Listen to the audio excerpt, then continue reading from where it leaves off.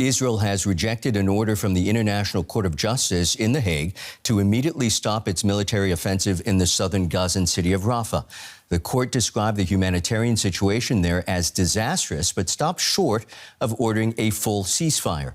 Israel insists its operations inside Gaza is in line with international law.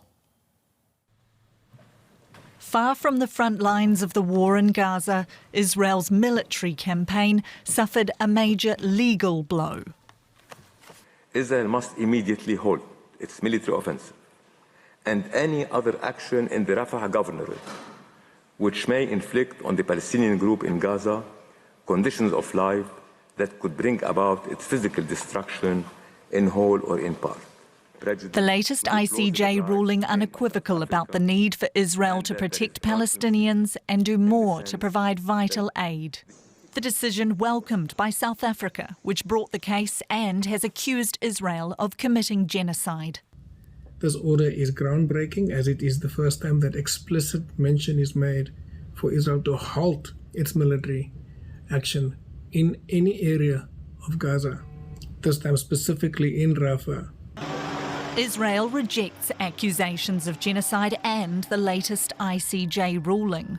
War Cabinet Minister Benny Gantz said the fight to return its hostages would continue, including in Rafah. The ICJ also ordered the unconditional release of hostages being held by Hamas. While the court has no way of enforcing the ruling, it poses a major challenge for Israel's allies.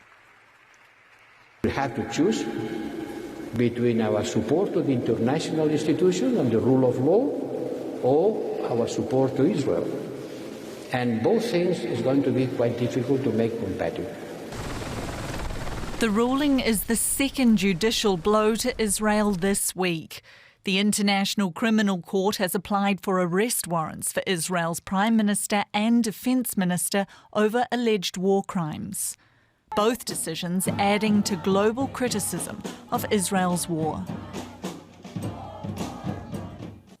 DW correspondent Rebecca Ritters joins us now from Jerusalem. Again, Rebecca, the Israeli government has been ordered to stop. Any sign it will? Well, it's certainly been quite a week, Michael. I think the answer to that question, the short answer is no. That's certainly not what we're seeing on the ground.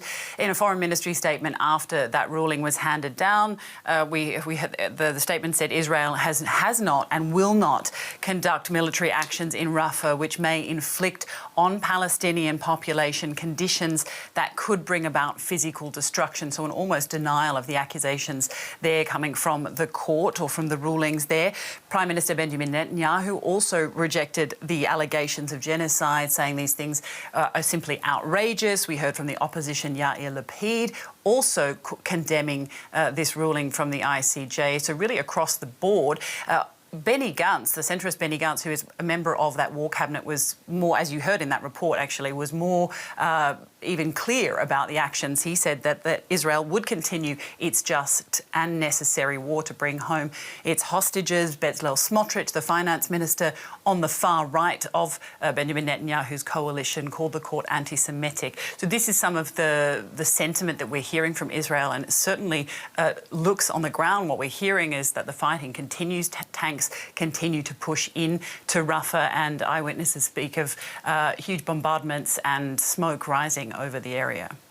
What's the reaction been from the Israeli public to the ruling? Well, that all depends on who you're talking to. A large portion of the Israeli public agree with much of the sentiment that we've been hearing across the board from the government. They think it is unjust. They think the world is against Israel, and they feel, you know, the war is still relatively, or more than relatively, it is still largely popular here. People do believe that it is the only way that they can get back the hostages. A large proportion of society, I should say, believe that. They also believe that the Hamas threat needs to be eliminated. So certainly, you know, large portions of Israeli society standing with that sort of Israeli government and Israeli opposition position that the ICJ ruling is unjust, though, of course, there are members within Israeli society saying saying that, yeah, this is absolutely outrageous and things should stop. So you really have an opinion across the board, but the majority still standing on the side of the war. Rebecca, as you well know, aid agencies are warning of dire consequences for Palestinians in Gaza if the Rafah border crossing isn't reopened. Has there been any progress there?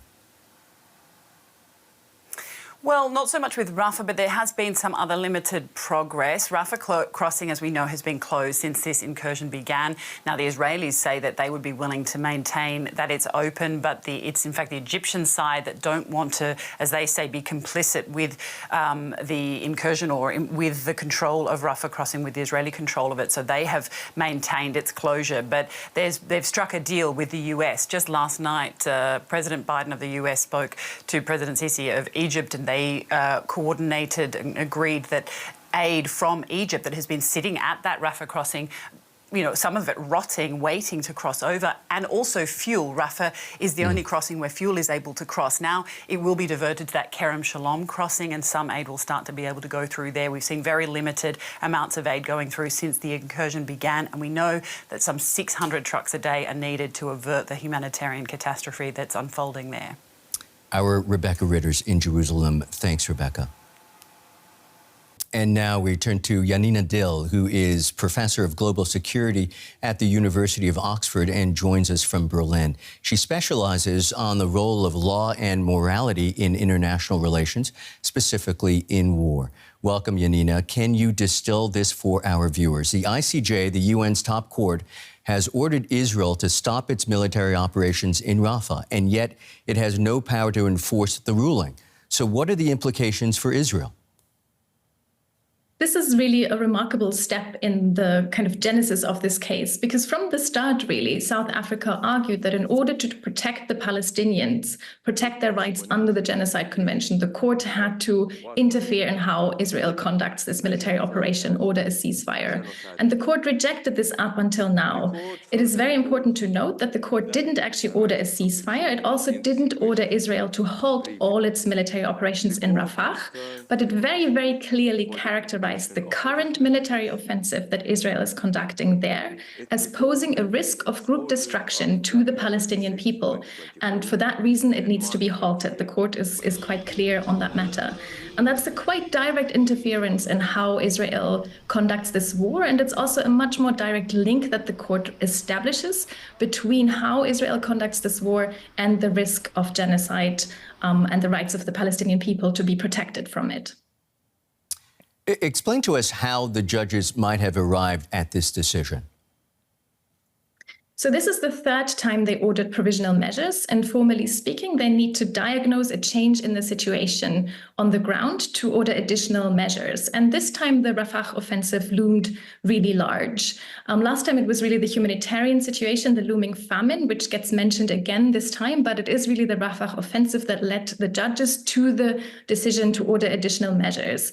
And specifically, they say they were not convinced by Israel's submission, which argued that Israel could protect the civilian population in Rafah in line with its obligation under international law and conduct this offensive military operation there. Instead, the court says amplifies the evidence of UN experts and UN bodies, and really almost any neutral observer who has over the last weeks raised the alarm, basically saying that it's incompatible, this offensive operation, with the basic protection of the civilian population. And as you mentioned, the court says it's exceptionally grave. It calls the situation disastrous. As you may well know, it was reported that Israeli bombs fell on the Gaza Strip just this morning, including Rafah. Common sense might suggest that tells us all we need to know about how Israel will react. What does it tell you, and is the ruling likely to change anything going forward? So we have come to expect the reactions from the Netanyahu government, right? There's always a mixture of bluster in terms of like the court can't tell us what to do, but also there's always an attempt to spin these orders. And this time the attempt was to say, well, the court actually didn't tell us to halt our military offensive. It just said that any military offensive that in principle poses a risk of group destruction to Palestinians would have to be halted. Now, this is not a plausible reading or interpretation of this court order, but I do take some heart from this attempt attempt to spin the order because it does suggest that Israel understands that this order has weight. Compliance doesn't really depend on anything happening in Israel right now. It really only depends primarily or only on how Western allies of Israel react to it, particularly the United States. I only see a chance that this order will make a difference for how Israel conducts the war if the Biden administration gets behind it and conditions any further support on compliance. That is Janina Dill, professor at the University of Oxford and an expert on war and morality. We thank you for your time and perspective. Thank you.